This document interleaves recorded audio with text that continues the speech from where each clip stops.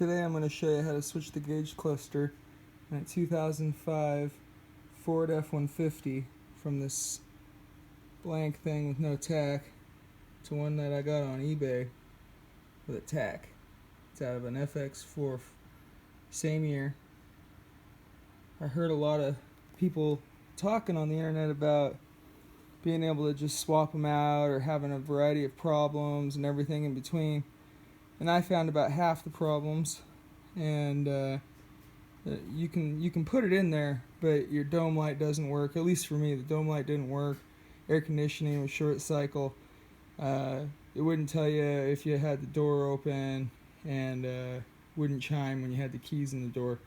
So what I wanted to do is I wanted to get all the functionality of this one into this one. Also, this one had a compass and a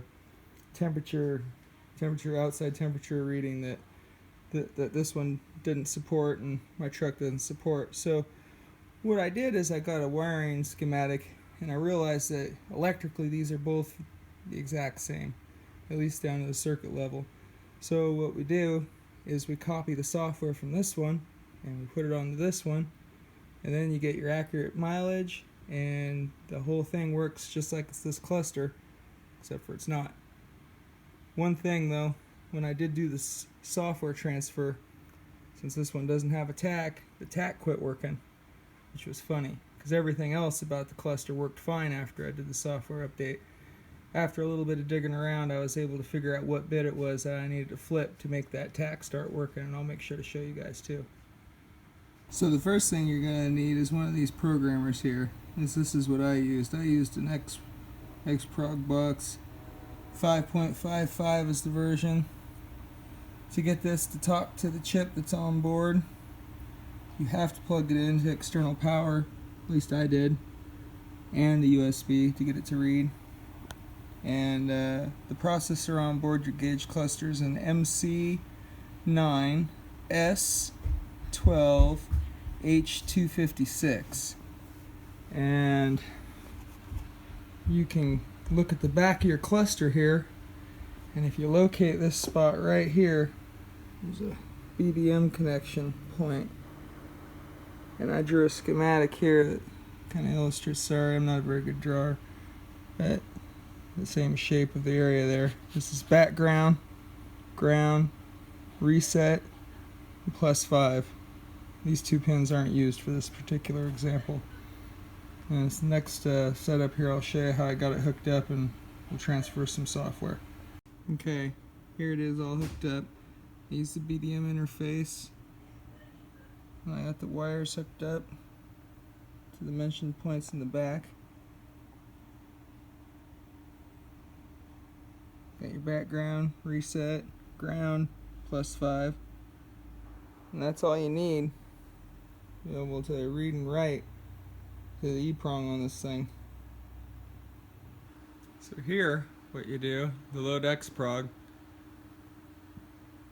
go over to Device, MCU, MPU, select that, then go to Freescale HCS 12, and then I just picked the MC9S12 E-prong.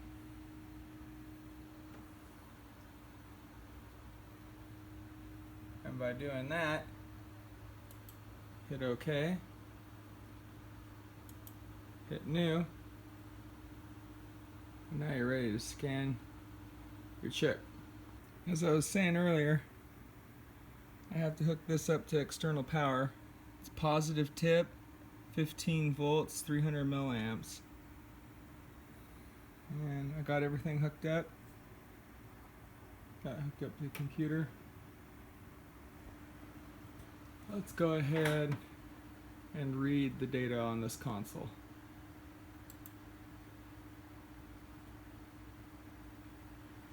And as you start reading it, it starts flickering.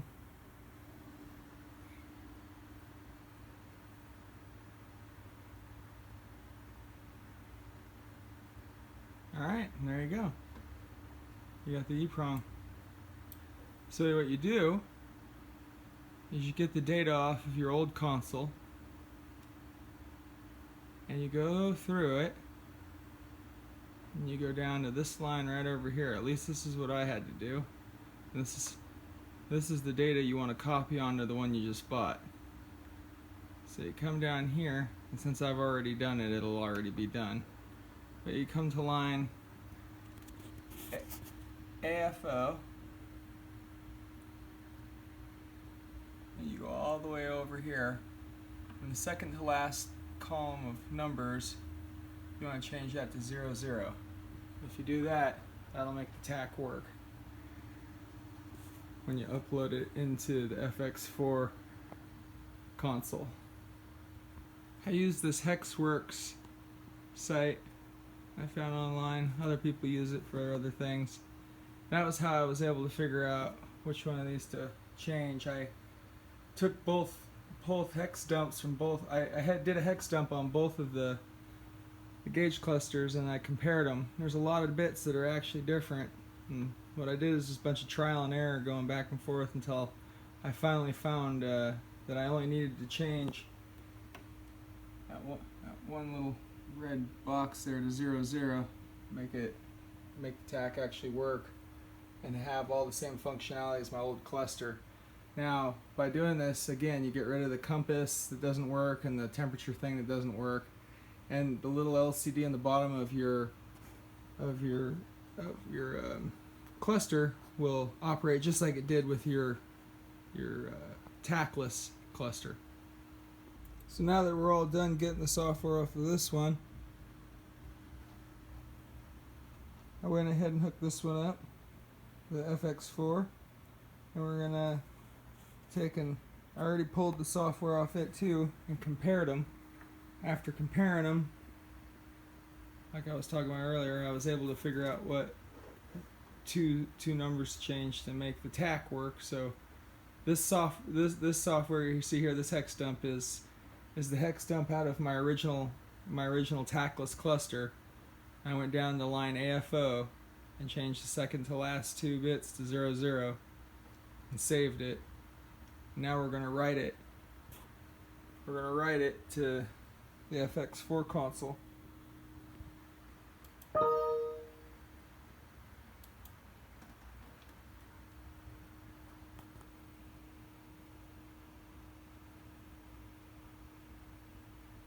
It's pretty quick.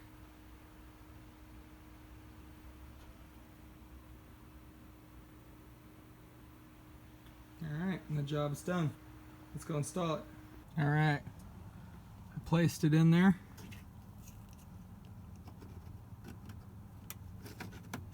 Let's get these jacks in there.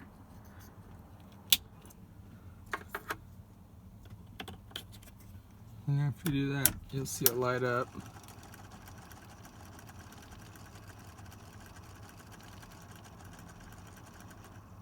Okay.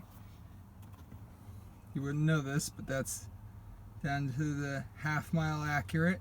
Dead accurate to what was on there before. It's got a lot of miles on it. And you'll notice I put the key in. You'll hear it chime. Turn it on.